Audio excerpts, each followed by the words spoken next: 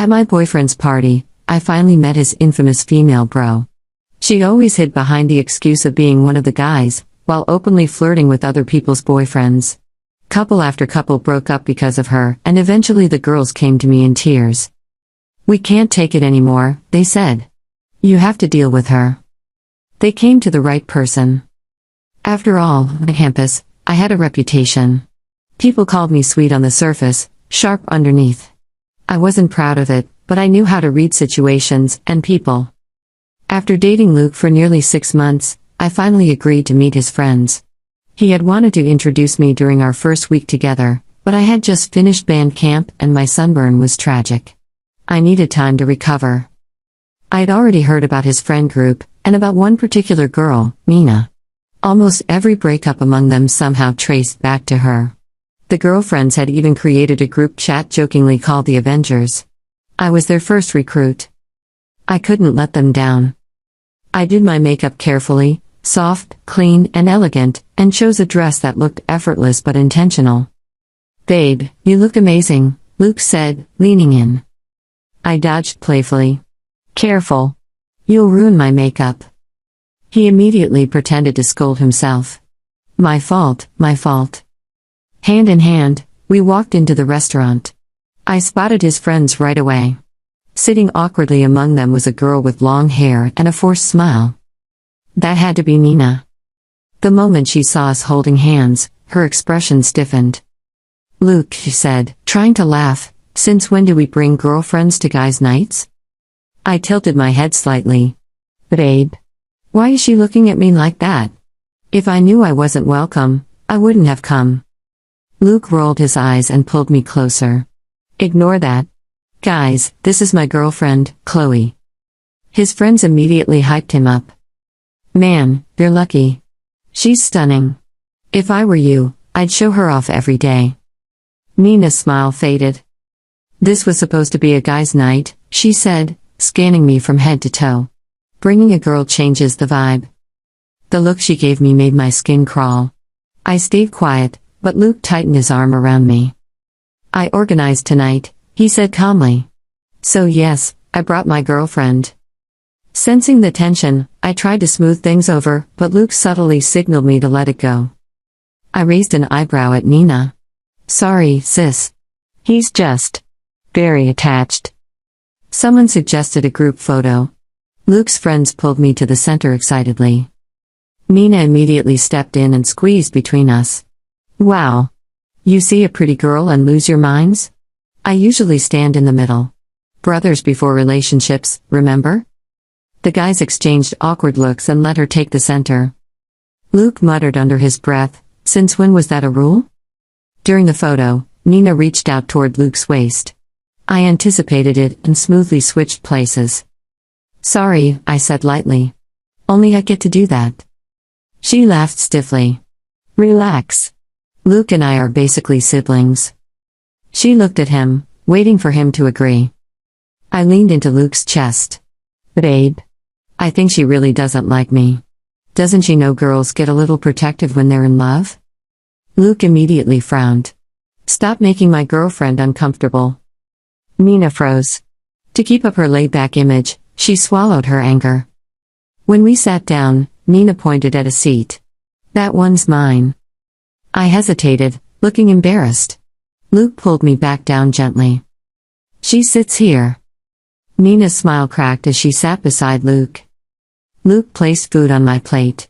Nina placed food on his. "Eat more," she said. "You've looked tired lately." Luke recoiled slightly. "Please don't do that. I'm not comfortable sharing utensils." I laughed without thinking. Nina clenched her hands. I quickly softened it. "He's just sensitive lately. You're being thoughtful." Nina said nothing. Luke hadn't been feeling well recently, so I didn't want him drinking. Nina insisted anyway. "Come on, Luke. You used to drink all the time. Is it because of her?" She shot me a look that implied I was controlling him. I stood up calmly. "I'll drink with her." She smirked. "How much could you even handle?" I raised one finger. "1 glass." She laughed. "One?" I smiled. One night. 3 rounds later, she was clearly drunk. I was completely fine. People tried to stop me. No one stopped her. She's picking on the little sister, one of Luke's friends joked nervously. I leaned toward Nina. You really don't need to keep up. She snapped. What do you mean? I looked at Luke with worried eyes. I'm just concerned about her health. That was the last straw. Later, on the way to karaoke, Nina kept stumbling toward Luke. Every time, he stepped away. Why won't you help me? She slurred. Then she exploded. You have a girlfriend now and suddenly I don't matter? We used to share beds. I froze. Luke snapped. What are you talking about? That never happened. You're drunk. Stop. The group tried to smooth it over, calling it a joke. I sighed softly. Wow. You're impressive. If I talked like that, I'd have dated half the campus. The silence was heavy. Then Nina pulled out her phone. Luke's mom is calling. She answered on speaker. Auntie, don't worry. Luke's with me. Luke looked confused. How do you have my mom's number? I cleared my throat. Hello, Auntie. I'm Chloe. Luke hasn't had the chance to introduce us yet. Nina panicked and hung up immediately. I smiled gently. She's so confident. I'd be too shy to even speak to someone's mom. Some of the guys grew irritated. Luke, control your girlfriend. Things were fine before. For the first time, I felt exhausted. So I played my last card. I'm sorry, I said softly, tears welling up. I won't come anymore. I don't want to ruin your friendships. I left. Downstairs, Luke ran after me and hugged me tightly. I'm sorry, he said. If you're not welcome, neither am I. As we got into the car, I saw Nina watching. I leaned into Luke's arms and smiled at her. He drove off without looking back. She had brought it on herself. Luke didn't even start the engine right away. He just sat there with both hands on the steering wheel, jaw tight, staring through the windshield like he was replaying the entire night frame by frame, finally seeing what I'd been seeing. I'm sorry, he said again, quieter this time. I should have shut it down sooner. I kept my face turned toward the window, letting the city lights smear into soft streaks. I didn't want to cry. I didn't want to make this dramatic. But the exhaustion was real. It's not about shutting it down once, I said. It's about what you tolerate long enough for it to feel normal. Luke swallowed. You're right. Then he reached over, gently, like he was asking permission with his fingertips, and took my hand. I'm choosing you, he said. Not just tonight. Not just because I'm mad. I'm choosing you because you're my girlfriend, and I want a life that makes sense. That should have been enough to melt me immediately. But I'd learned the hard way that words were the easiest thing in the world for people to give when they wanted forgiveness. So I squeezed his hand once and said, then we're going to do this properly. He nodded. Tell me what you need. Boundaries, I said. Public ones. Luke exhaled like he'd been waiting for someone to finally give him a script. Okay, he said. We'll do it. He drove us to a late-night diner across town, one of those places with warm lights and cracked vinyl booths, where nobody cared who you were as long as you tipped and didn't start trouble. He ordered soup and toast because he still wasn't feeling well. I ordered fries I didn't really want, just to have something to do with my hands. For the first 10 minutes, we barely talked. Then my phone buzzed. The Avengers group chat. One message after another, like fireworks. Oh my God, you finally met her? Please tell me she didn't touch him. Wait, did Luke defend you or did he do that weak haha she's just like that thing? Chloe, are you okay? I stared at the screen for a second. Luke noticed. The group chat? I nodded. He didn't look annoyed. He didn't roll his eyes. He just said, tell them the truth. So I did. I typed calmly, like I was filing a report. He defended me. He left with me. But yes, she tried. A lot. 3 dots appeared. Disappeared.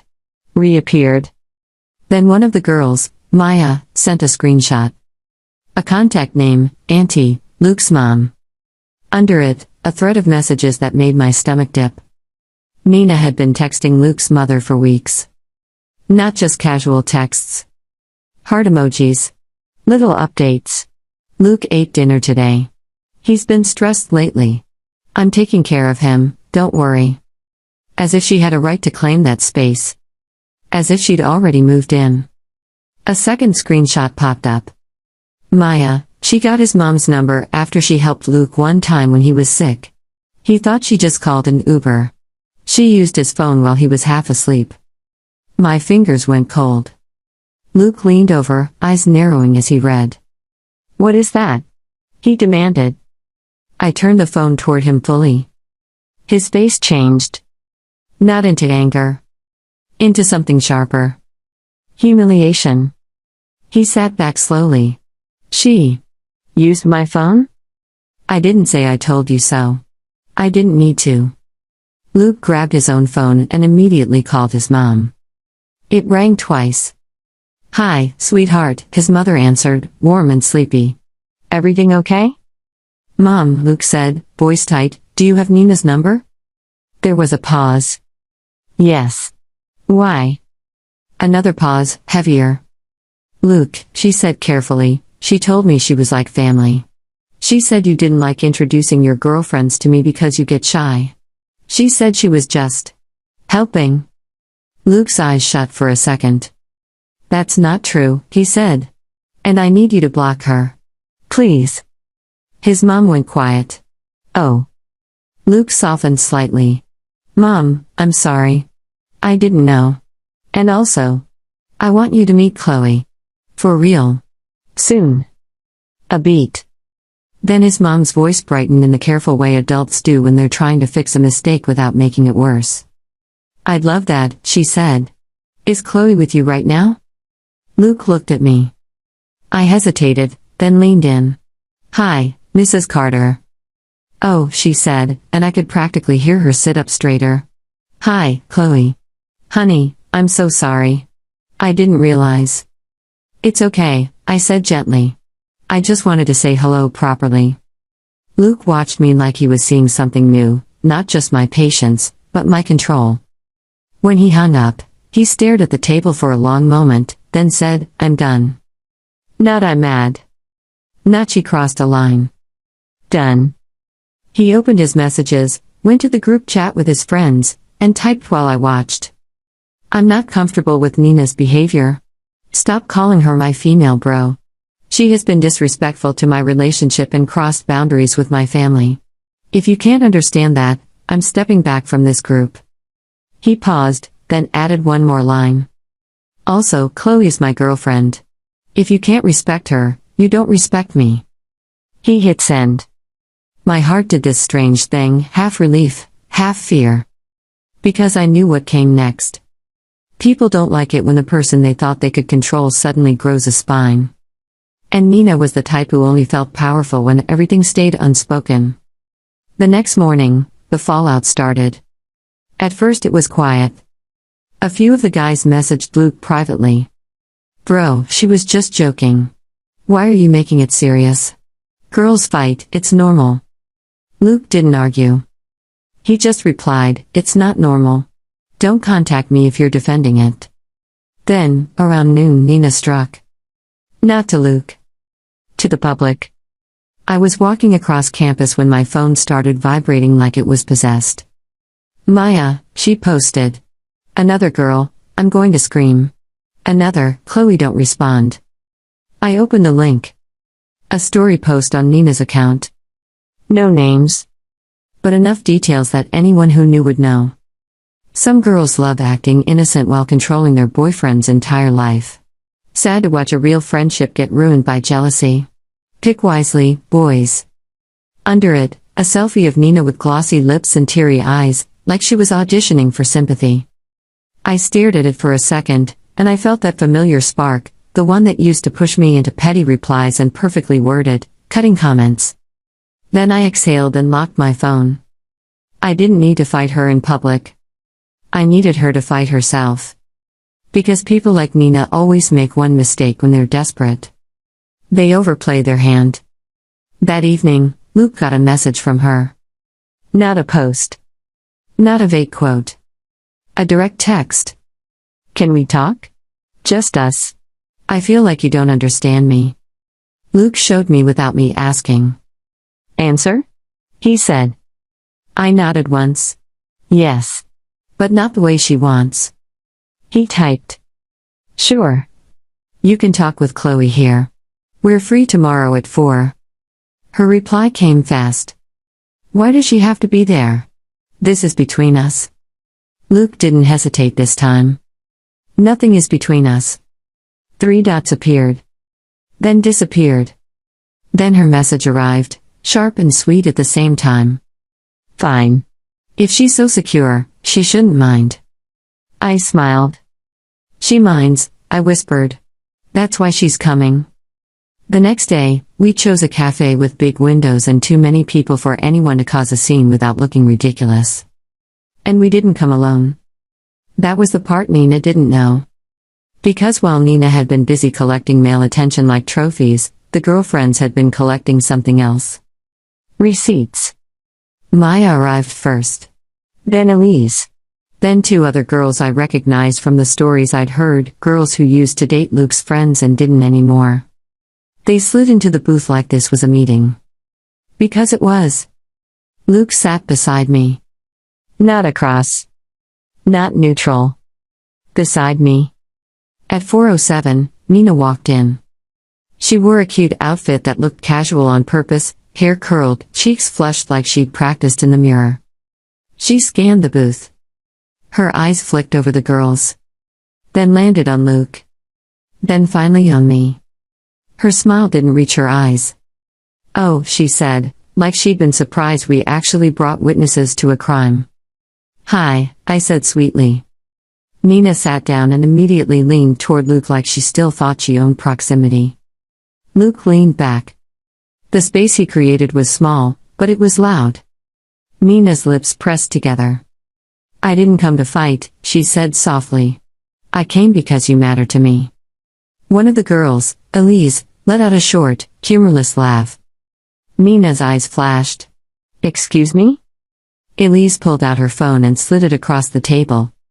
On the screen, screenshots of Nina messaging her ex-boyfriend at midnight. Flirty. Suggestive. Friendly in the way that pretends it isn't trying to become something else. Nina blinked, then scoffed. That's. Maya slid her phone too. Another thread. Another boyfriend. Another bro hug that turned into late-night emotional dependence. Then another girl slid hers. And another. It was like watching dominoes line up. Nina's face tightened, but she tried to keep her voice breezy. You're all taking things out of context, she said. I'm just friendly. That's who I am. I tilted my head. Friendly is saying hi. Friendly isn't collecting people's moms. Her eyes snapped to me. Luke's shoulders stiffened. What did you just say? Nina asked. I kept my tone gentle, like I was genuinely curious. I mean, Luke didn't even know you had his mom's number, I said. How did you get it? Nina's jaw worked. Then she did what she always did. She tried to make Luke her shield. She turned to him, eyes suddenly watery. Luke, are you really going to let her interrogate me like this? Luke didn't move. He didn't flinch. He didn't soften. No, he said. I'm letting you answer. For the first time since I'd met her, Nina looked genuinely shaken. She opened her mouth, then closed it. Then her expression shifted. The mask slipped. You think you're so special, she hissed at me, the sweetness dropping. You think you can show up and take everything. I stayed calm. I didn't take your place. Nina's laugh was sharp. You did. You took my. She stopped herself. And in that stop, everyone heard what she almost said. Luke's eyes narrowed. You're what? Nina's breath hitched. Maya leaned forward. Say it. Go ahead. Nina looked around, realizing the room wasn't tilted in her favor anymore. So she did her last trick? She stood up abruptly, chair scraping the floor. You're all jealous, she snapped, loud enough for nearby tables to glance over. You can't stand that guys actually like me. Elise didn't even blink. Guys like attention. That doesn't mean they respect you. That hit Nina like a slap. And then Luke stood too, calm, controlled, voice low enough that only we could really hear. Nina, he said, I'm not your boyfriend. I'm not your brother. I'm not your backup plan. Don't contact my mother again. Don't touch me again. Don't talk about sharing beds again. If you keep crossing lines, I'll block you everywhere and I won't feel bad about it. Nina stared at him like she couldn't believe he'd finally spoken in full sentences. Her eyes shone. Not with regret. With anger. Fine, she spat, voice trembling. Go be miserable with your perfect little girlfriend. Then she walked out. And just like that, the spell broke. The cafe noise returned. People looked away. Life went on. But at our table, everyone sat in stunned silence for a moment. Then Maya exhaled and said, I feel like I can breathe for the first time in a year. Luke rubbed his face. I'm sorry, he said again, but this time it sounded different, less guilty, more awake.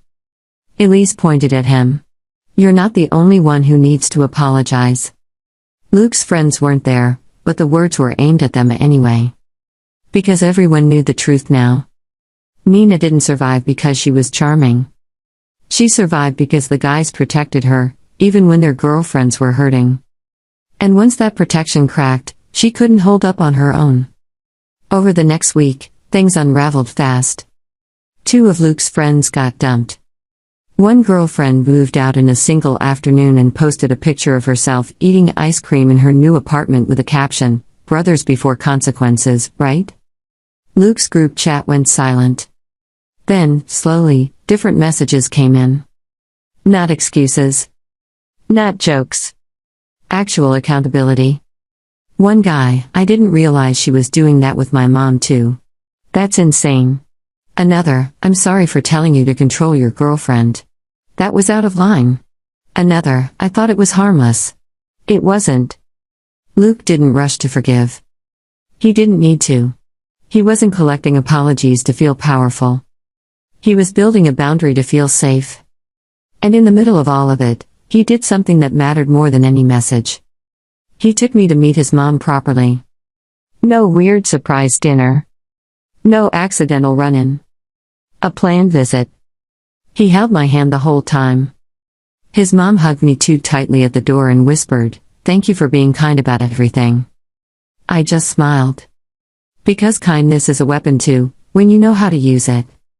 Nina tried one last time.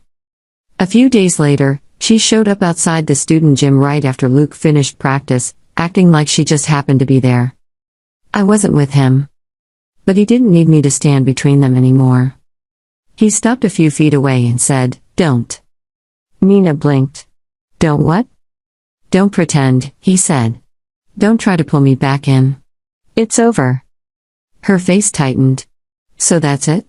You're really throwing away years for some girl?" Luke didn't raise his voice. He just said, "I'm not throwing away anything. I'm finally choosing what's healthy." Nina's eyes flashed, but the crowd around them was too thick, the daylight too bright for her to perform the way she liked. So she walked away. And for the first time since all of this started, Luke looked lighter when he came home. He dropped his keys into the bowl by the door, wrapped his arms around me, and rested his forehead against mine. "I didn't realize how tense I was," he admitted. I traced the edge of his sleeve.